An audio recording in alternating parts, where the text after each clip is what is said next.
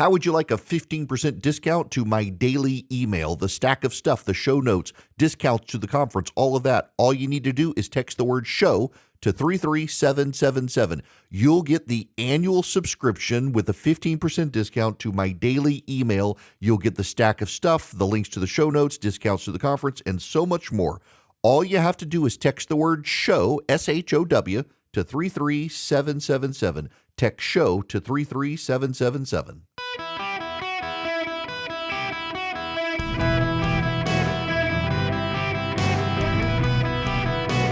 Welcome to the Eric Erickson Show podcast, Hour 1. Hello, America. It is Eric Erickson here. It is September 11th. 24 years ago today, we were watching terror come from the skies. Today, we are reflecting on terror on a college campus yesterday. Charlie Kirk, as you know by now, is dead. 90 years ago to the day Charlie Kirk was assassinated, and it was a political assassination. 90 years ago to the day that Charlie Kirk was assassinated, the governor of Louisiana, Huey P. Long, was assassinated.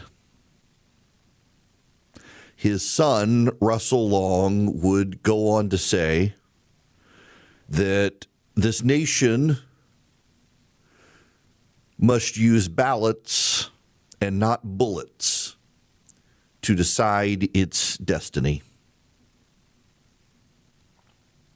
There are increasingly people who choose to use bullets, not ballots. There's a lot of evil, and evil comes in pairs. There are those who insist on the left that they must become vigilantes and take on the right, and there are those on the right who say we must respond in kind. I would tell you that you got to respond and you have to fight, but the fight that you have to wage is different. It's not a fight with bullets shooting people on the left you disagree with. It's winning at the ballot box. It is winning the national debate, and I suspect that there are a lot of young men and women today who have been radicalized by what they saw yesterday and have moved right. Charlie Kirk was the leader of the youth movement on the right, had a massive following, a massive number of high school, collegiate, and even professional athletes. And the quiet conservatives in Hollywood paid attention to him. People are starting to speak out, and they should. And the left has decided to engage in this both sidesism and say, well, it's Donald Trump. You know what? Let me play you this. This is Chris Murphy, the senator from Connecticut, who spoke with Chuck Todd the day before Charlie Kirk's assassination. We are not going to convince Donald Trump to stand down in his attempts to destroy our democracy through de-escalatory politics. Like, that's just not happening. So our only opportunity, our only chance to save our democracy is to fight fire with fire right now. So, yeah, do I bemoan the fact that, we're now blowing up norms? Yes, but literally for 2 seconds, because if you spend any more than that being sorry for the fact that the old world doesn't exist, then your democracy is gone. Like, we're in a war right now to save this country, and so you have to be willing to do whatever is necessary in order to save the country. When I hear that, I wonder is there enough people that believe that same thing, and until you get more to believe that may be why the Democrats aren't rowing in the same direction yet. You can't get people to believe it if you don't act like it. You can't get people to believe it if you don't act like it. We're in a war. You got to do things you didn't think you would have to do. The norms are shattered. Don't cry over them. We're in a war. We got to save democracy. Is this what you mean, Chris Murphy? Is this what you had in mind? I suspect you're okay with it. You know how I suspect you're okay with it? Because you would have come out pretty forcefully and denounced what happened to Charlie Kirk, and you haven't really said much of anything. And the Democrats who have, like J.D. Pritzker and Elizabeth Warren, they've come out, but Trump, but Trump, but Trump, but Trump.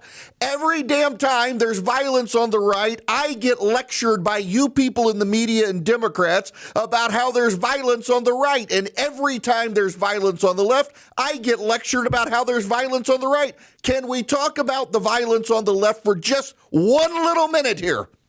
Can we talk about the left-wing anti-Semite who murdered the 2 Israeli embassy employees? Can we talk about Floyd Lee Corkins, who tried to mass murder the Family Research Council? Can we talk about James Hodgkinson, who attempted the mass murder of Republican members of Congress? Can we talk about the transgender shooters at Covenant in Nashville and the Catholic school in Minneapolis? Can we talk about the inordinate amount of left-wing violence? What about Butler, Pennsylvania? What about the guy in Florida who tried to kill Donald Trump? You know, every single time that happens, you people on the left in the media and the voices from the left on TV and in the newspapers say, well, but they kind of brought it on themselves. In fact, this is what we're hearing from people right now. Charlie Kirk kind of brought it on himself. If you do not understand that no one brings death on themselves for political opinions in this country, you will increase the violence. We are at a turning point in this country. And you people on the left need to decide what you are going to do with your own side, because you try to police the right and you can't do it. You try to make members of the right radioactive. You can't do it. You embolden them. So police your own damn side for once, please. You have a transgender activist. And how do we know? Because the casings, the bullets, the gun, they all had pro-trans activism stuff and anti-fascist stuff carved on them, written on them, graffitied on them. You've been calling everybody on the right fascist. You call Charlie Kirk fascist. You call Donald Trump fascist. The bullets seem to be flying an awful lot in one direction. You say, oh, what about the guy in Minnesota who killed the Speaker of the House? You know, he was a patronage employee of Tim Walz. You tried to make that a right versus left dichotomy, and the facts show it doesn't actually work. But you had to try to twist it and say, here's right-wing violence. Or January 6th, how many people died on January 6th? Can you tell me how many bullets flew in the air on January 6th? Only a couple, and they were at one of the activists on the right. The bullets are flying, and they're not coming from the right. And the response for the right is not to fly bullets at the left. It's to beat them decisively in the court of public opinion. It's to do exactly what Charlie Kirk did, to go to college campuses and convince people to be on our side. It's to stand up and be brave against the tyranny of the left. It's to stand up and point out they're the ones killing people who disagree with them. It's to stand up and say, you call Donald Trump an authoritarian, but you're the side got the people murdering people. And it's to go into your neighborhoods and see and be seen loving your local community. And it's to stand for law enforcement. It's to stand up for justice. It's to demand justice. This is the governor of Utah. It's a tragic day for our nation. And I want to be very clear that this is a political assassination. Yes. And now compare that to Governor Pritzker. My sympathy to Charlie Kirk's family and to Charlie Kirk, who obviously has, become a target for somebody. I don't know whether it's political violence because I don't know who did it. I know they seem to have somebody in custody. But I will say that political violence, unfortunately, has been ratcheting up in this country. We saw the shootings, the killings in Minnesota. We've seen other political violence occur in other states. And I would just say it's got to stop. And I think there are people who are fomenting it in this country. I think the president's rhetoric often foments it. You got that? Yeah, I think the presidents. What about people on the left? What about Chris Murphy? Where's the denunciation from Democrats on Chris Murphy, huh? You haven't heard any denunciations of Chris Murphy, a sitting United States senator saying we're at war and you got to do things you otherwise wouldn't consider doing to save our democracy. Is that not a call to violence? Listen, I'm angry. The Bible says you can be angry. Do not sin. Try not to sin here. But let's step back from the politicians for just a minute, please. Step back from the politicians because it's larger than the politicians. Because on social media, what you don't see, what maybe you haven't seen, is the number of just ordinary Americans who feel very, very comfortable cheering on what happened. There was the Indiana Bartholomew County Democratic Party that on social media said, "Violent delights have violent ends." How is Charlie Kirk violent? He spoke. See, people on the left have decided words are violence, and so they can be met with physical violence. That's the polluting rage and insanity of the left. That somehow him speaking justified him being killed. But it goes beyond that. There are others as well.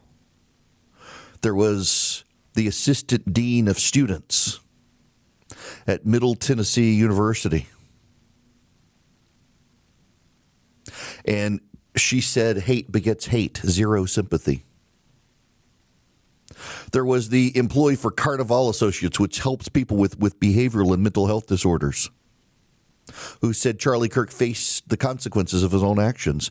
There was the acclaimed novelist who wrote, "Hope the bullet's okay," after touching Charlie Kirk. The emotional support teacher in Lancaster, Pennsylvania, who said she extends absolutely no empathy for people like this. And the Fairview Park City Council president in Ohio, who declared a lot of good people died today. Charlie Kirk wasn't one of them. These are regular Americans. They're not even political activists on the left. They're regular Americans. They're an assistant dean of students at Middle Tennessee State University. They're a psychologist, they're teachers, they're lawyers, and they're willing to go on social media, on LinkedIn, on Facebook, and use their own names and say, "Got what he deserved." He spoke words. Speaking words in this country, we used to always have a common agreement, did not deserve bullets in return. The New York Times editorial board wrote, this is a quote, "This editorial board disagreed with Mr. Kirk on many political questions or policy questions, and we are unreservedly horrified by his killing. We grieve for his loved ones. We mourn his death."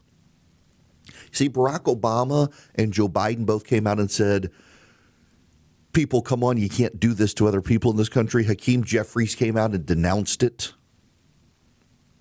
The New York Yankees had a moment of silence for Charlie Kirk. The leaders did set the right tone here. But where are they speaking to the base of the Democratic Party? You can't hide behind but Trump, but Trump. You think the other side is festering. Do you want your side to become like the side you hate? You have people in the Democratic Party base, the festering pustulence spreading among Democratic Party voters who have decided that it's okay to kill people with whom you disagree politically. If you hate them enough, you can kill them. That's not nitpicking that I'm doing. These are ordinary American citizens who feel comfortable in their hate for Charlie Kirk, saying he got what he deserved. If you don't understand that one of the things that has always set the United States apart is that we allow each other to have heated exchanges and we don't kill each other because of them. It's one of the things that sets us apart from a lot of other countries. You're contributing to the crack up of the country. And there are a lot of people on the left and the right who've decided they want to go their separate ways. The only way we get out of this is a lot of blood and fighting, which I don't want. Don't tell me I don't know what I'm talking about. I had Trump supporters show up at my house to threaten me and my family. My son, when he was 8 years old, got beat up on a playground by kids because their parents hated me for not supporting Donald Trump. My daughter, when she was 11, the kids in her class prepared a suicide guide for her so that she could commit suicide, thinking if she did, maybe I would see the error of my ways and support the president. I know what right-wing hate can be. But I know what left-wing hate can be as well, because I've had left-wing activists show up in my driveway. I've had people put pornography in my mailbox. I've had people throw sex toys on my lawn. I've had people send me death threats from the left. I get it all the time. I see it from both sides. But you know what? I'm mindful enough to know that in my position, I can talk to my side and police my side. The left thinks they can go on CNN and police the right and say, well, the right's been doing this. No, the left is the one firing the guns right now. You never wanted to account for Floyd Lee Corkins. You never wanted to account for James Hodgkinson. You never wanted to account for the guy who murdered the Israeli embassy employees. You never wanted to account for the trans activists in Nashville. You never wanted to account for the trans activists in Minnesota. Now will you account for the murder of Charlie Kirk? Blood is not on your hands unless you make the choice for it to be there. And you make the choice for it to be there by not being brave enough to stand up to your own side that has gone violent and say, guys, forget the other side. Let's not be like what we think they are. But people on the left would rather go on CNN and say, but Trump, but Trump, but Trump. You will see what comes of that if you continue down that path. Because what comes down that path is not good. It is the ballot rather than the bullet which should determine America's destiny. Today we are at a turning point. Do we decide to continue on the course that chooses the ballot, or do we decide to choose the bullet? The choice is with the American people and the leaders of our age and how they guide us. And frankly, I don't know that I'm optimistic, but I'm optimistic in you that you hearing my voice, you will choose the right path, the path that doesn't lead to disintegration and violence, the path that leads to more discussion, not less, the path that leads to a better tomorrow, not a worse one. But it is your choice, each of us. Can we talk about quality for just a minute? Because I can tell you, as I'm updating some furniture in my house that's lasted a very long time, it pains me to see all the cheapy disposable furniture where you're buying cheap stuff that you replace more often. You're actually losing money. It's like people who go out and they buy very cheap sheets, but at the same time, there are people who think they've got to throw thousands of dollars at bed sheets. I actually know someone who spent $1,500 on sheets. My Bull and Branch sheets, they've lasted longer than that guy's sheets, and they're super soft now. They're not the highest thread count, no, but they're organic cotton, and they're long-lasting, and they get softer over time. Feel the difference an extraordinary night's sleep makes with Bull and Branch. Get 15% off plus free shipping on your first set of sheets at bullandbranch.com/Eric. That's Bull and Branch, BOLLAND, branch.com/Eric, ERICK. Save 15%, unlock free shipping, exclusions apply. It is Eric Erickson here. The phone number is 877-973-7425 should you wish to be on the program. Although I'm going to be a little bit slow to take calls right now. One thing I want you to know is the gun that was used in the attack, in the assassination, was a single-shot bolt-action rifle. Elizabeth Warren, Alexandria Ocasio-Cortez, and others, in addition to trying to both sides this and blame Donald Trump, called for gun control. The rifle that was used to kill Charlie Kirk is exactly the sort of rifle that the left says we should be using in this country instead of magazines, ones that have magazines, ones that can fire off multiple rounds. This is exactly the sort of gun that the left says should be the only acceptable rifle to have, and it was used to assassinate someone yesterday. Gun control is not the answer here. Dealing with the festering violence on the left is. Swiss America has been warning people about a secret war on cash.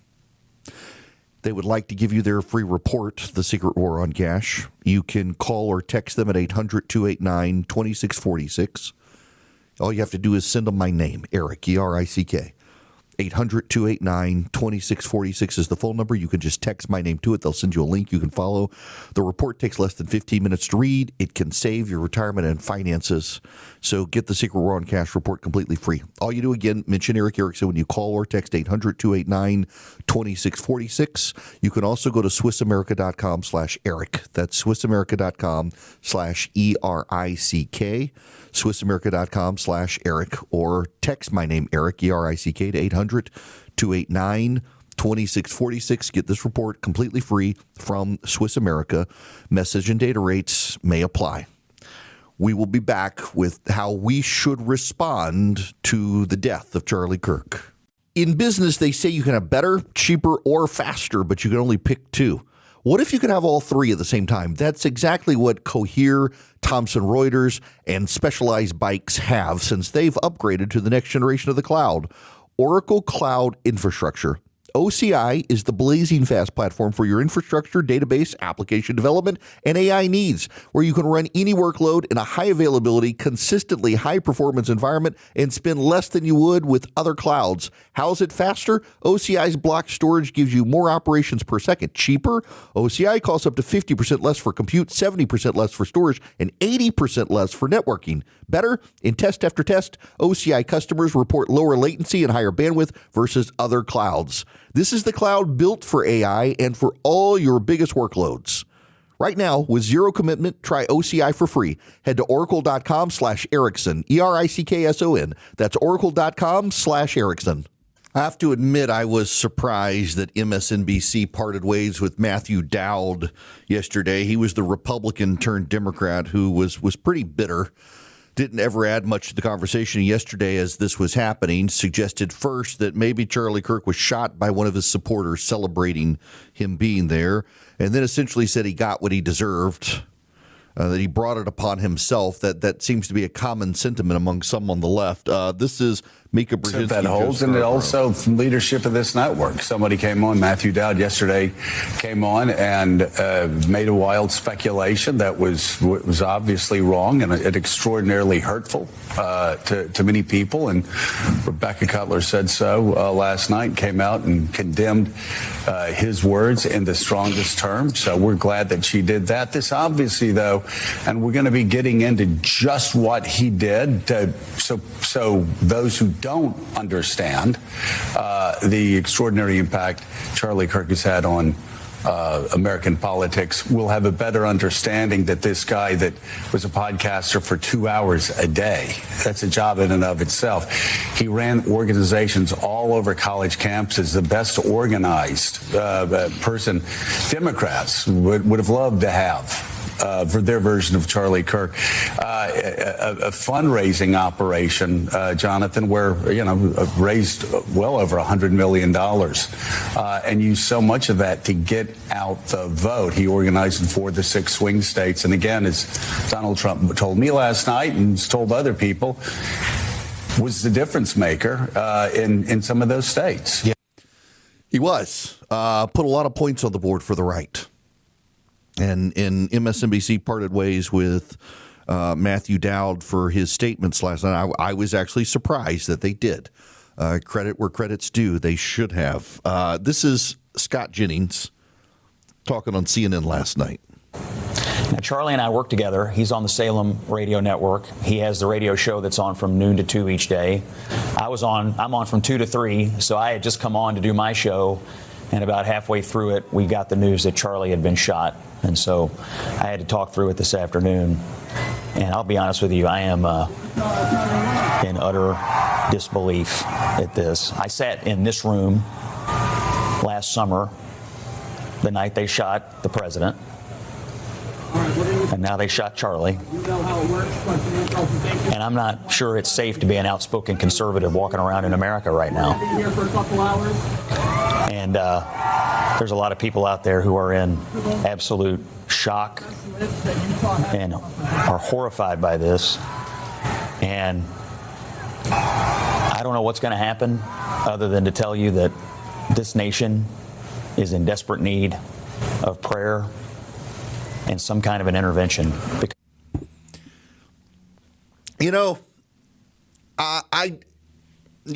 I'm a Calvinist at heart.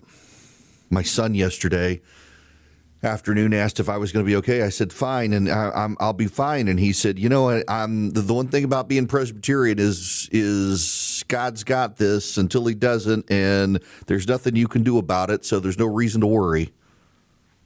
I thought, well, that's profound wisdom from a 16-year-old. I've gotten a lot of messages from people saying, I hope you're safe and have security and stuff. I did not live in the world that Charlie Kirk lived in, was not at the level of politics that he was, traveling all over the country to massive events and notoriety and being known. I've had my share of run-ins with people, but I will tell you, it's, and I agree with the friends of mine who have made this point today, that it's the transgender activists in the country who have gotten to be the most violent. I get threats all the time. Nothing that I take real seriously, except, boy, the trans community they're crazy and violent. And it appears, based on the casings, that this played a role in the assassination of Charlie Kirk. And it was an assassination. It wasn't just a shooting. It wasn't a killing. It was an assassination. Someone targeted him for his views and beliefs.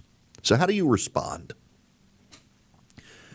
There are people who want they want revenge. They want payback. I want to read you a quote. It's a very good quote. Quote was given last week by Charlie Kirk.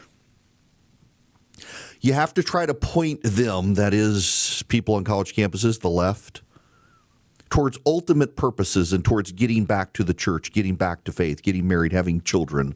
I'm trying to paint a picture of virtue, of lifting people up, not just staying angry. Scripture, Paul writing to the Ephesians, says, be angry, yet do not sin. Be angry, yet do not sin. A lot of people think that it's a sin to be angry, and I try to tell people all the time that actually, no, anger is an emotion. God gets angry. You're allowed to get angry. The question is, what do you do with that anger afterwards? That's the question. Be angry, yet do not sin. Do not let the sun go down on your anger, and give no opportunity to the devil. Let the thief no longer steal, but rather let him labor, doing honest work with his own hands, so that he may have something to share with anyone in need. Let no corrupting talk come out of your mouths, but only such as is good for building up as fits the occasion, that it may give grace to those who hear. And do not grieve the Holy Spirit of God, by whom you are sealed for the day of redemption. Let all bitterness and wrath and anger and clamor and slander be put away from you, along with all malice. Be kind to one another, tenderhearted, forgiving one another, as God in Christ forgave you. And there will be those who say, well, that applies to the church. That just applies to people within the church. Be angry and do not sin applies to all people of faith, regardless of directed towards people in and out of the church. But what do? You know, Charlie Kirk went to college campuses and organized them. And he built up a massive army of support. I don't know who will replace him. But whether you lead the movement or not, it shouldn't stop you from trying. I mean, if you want revenge on the left, revenge doesn't come from bullets. If you do to the left what they've done to us, you become them.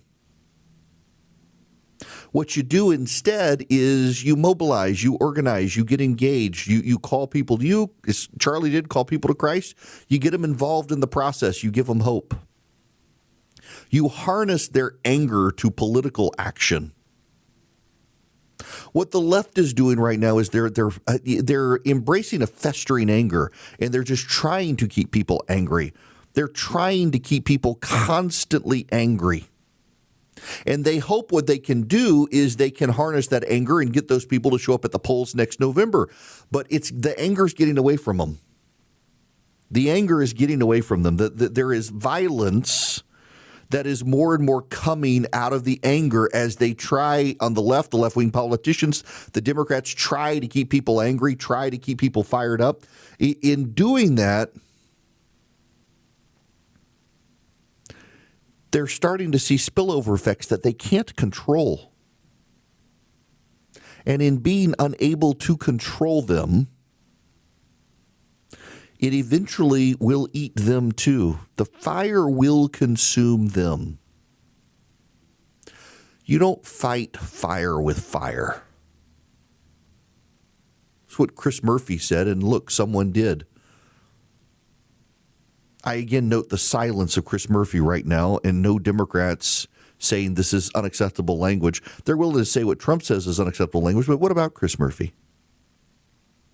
Or they're willing to say, well, you know, Charlie Kirk said things that fired people up, but none of those people went out and gunned anyone down. Let me read you what I wrote on social media. In fact, some people got mad at me, and I'm not surprised by the misinterpretation. But I should explain it further because I think it's very important you understand my point.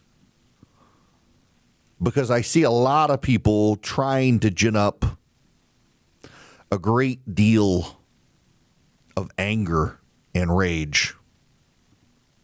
What I wrote was this. I'm seeing people on the right, many of them professing Christians, pronounce you don't hate them enough. It seems to me that's what got us to the point. Many of them do hate us. Some of my right-wing friends on here are not Christians and have for a long time insisted we need to embrace the methods of the left. Some of my Christian friends have agreed, but Christianity conquered the world by being the opposite of worldly hate, and I don't think now's a good time to give that up. People on the left often tell us we cannot love the sinner without also loving their sin. Now some in the church are claiming we need to hate both the sin and the sinner. Being a light in an increasingly dark world and drawing others to us will be more effective than reciprocating. Just last week, Charlie Kirk gave this interview and said you have to try to point them towards ultimate purposes. I'm trying to paint a picture of virtue, lifting people up, not just staying angry. Beat the left by seeking the welfare of the community in which you live. Get married, have children, pray for your community. There you'll find your welfare. The world says to seek retribution. Faith says to let Christ take care of retribution. You love God and your neighbor. This problem we face is bigger than you. It's not bigger than God, so be wary of those who call you away from our better angels. That's what evil wants. And people are like, oh, you're calling for pacifism. You don't want a response at all. I said, no, it's a call for Christians to engage as Christians, not resort to violence and revenge. Gunning down the other side might feel good right now, but it is not good. It is evil, and you do not want to become the other side. So engage in debate. Go show up on college campuses. Continue Charlie's work. Fight for law and order. Fight for justice. Those are good things. Fight to get the bad guys out of society and into prison. I'm not saying don't fight, but you don't fight the same way the left is fighting. You don't fight the same way these crazy vigilantes fight. You fight in good ways, productive ways. We have a choice right now as a society, ballots or bullets. What's your choice? And some of you are saying, well, I got lots of guns. You know what? A lot of those people do too. The person who killed Charlie Kirk did. And then what good does it give you? You die, they die. What do you have left? Blood. Stand up to them. Do not live in fear. Above all else, don't live in fear. Charlie said a few weeks ago he didn't live in fear. He had body, but he was also soul. So are you. You want revenge? Revenge is not going out and gunning down someone. It's beating them at the ballot box. It's beating them in the debate. It's changing hearts and minds. The person who did this appears to have been pushing transgender activism and anti-fascism. Elevate the issue of mental health within the trans community. Get more people to acknowledge that it's actually a mental health issue. It's a mental illness. You should, because it is. That's not gunning them down. That's making people aware that these people are suffering a mental illness. And they should be treated with care and caution. Get people involved in the process. Have you registered your friends to go vote? Have you got high school kids who are turning 18? Have you gotten them registered to vote yet? Have you gotten them in the process? Honor Charlie Kirk's legacy by doing that. You don't fight the left by fighting like the left. You fight in ways that beat the left. And also you love your neighbor, and that's not easy. I find it wild that people, common suburban people on their LinkedIn accounts are willing to go say, Charlie Kirk brought this on himself. No American should believe that any American brings death on themselves for having a political position.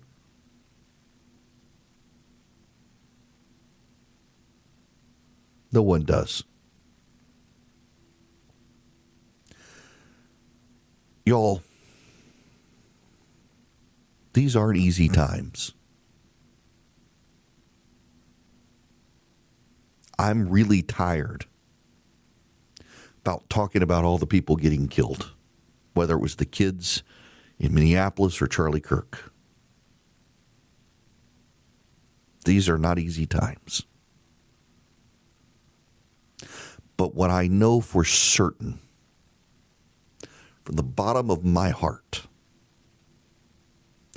is you don't just do Charlie Kirk a disservice by engaging in violence against the left. You also become the left when you do it. And his legacy is about beating the left, not becoming the left. Don't become the left. And those of you on the left who are screaming both sides, you people on the right are violent, take care of your own house for once. Stop lecturing me. I know my side has problems. They've shown up on my doorstep to threaten me. I know my side has problems. And I talk to my side about those problems. But none of you people want to talk to your side about those problems. So talk to Chris Murphy and suggest to him maybe he shouldn't say we're at war and you've got to do things that you otherwise wouldn't do. Maybe you should talk to J.B. Pritzker and say it's not really about Trump today, or Elizabeth Warren. And maybe you should call on those people who are Democrats who are comfortable getting on social media and expressing their contempt for another American being gunned down, that's not the way we do things in this country. And if you consider yourself an American, that's not what you should do. Maybe take care of your own house and put it in order. We are at a turning point. Ballots or bullets? My vote is for ballots. We'll all last longer and be better off. On the left, y'all got to embrace some humility here and start having conversations internally on your own side instead of going on TV and making it a both sides matter, because it is not a both sides matter right now. It is not. This is your side festering. You've got to clean it up for the sake of the whole country.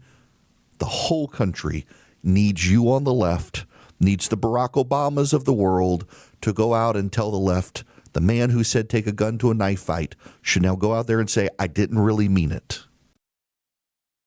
This is from the Wall Street Journal. The shooter is still at large. Authorities believe the shooting suspect is of college age, but caution, the investigation is in its early stages. A high-powered rifle, including ammunition engraved with transgender and anti-fascist ideology, was recovered in a wooded area where the suspected shooter fled. Authorities say it's unclear how far the shooter may have traveled overnight. What is so very interesting to me is I want to read for you that CNN and how they decided to report on what happened with the ammunition, that it was Fed officials' probe rifle and ammo scrawled with cultural phrases. The Wall Street Journal said it was transgender and anti-fascist ideology carved on it. Just cultural phrases at CNN. You see what they're doing. You see what they're doing. They're covering for the killer. That's what they're doing. Y'all, I got to tell you about Vision Computers. There's just no way to do transitions on a day like this, and I got to do the ads. So let me tell you about Vision. If you're in managed IT care right now, or you've got Windows 10, you know Microsoft is going to stop supporting Windows 10 here with security patches October 14th, my anniversary date. No more security patches. You need to upgrade your machine. If you're not sure how, Vision can take care of you. Call them at 404-COMPUTER. Go to visioncomputers.com. If you got managed IT services for your company, your employees can have greater uptime, less downtime, and be more engaged if you call Vision, because they actually will have a phone number to call and get somebody right on the phone instead of having to do email tickets. Call them at 404-COMPUTER. Go to visioncomputers.com. What do you have to lose? They can save you some money, and they can make your business more productive by keeping you up far more than other managed IT services. 404-COMPUTE or visioncomputers.com. Give Vision Computers a call today. Tell them I sent you. My name might save you even some more money.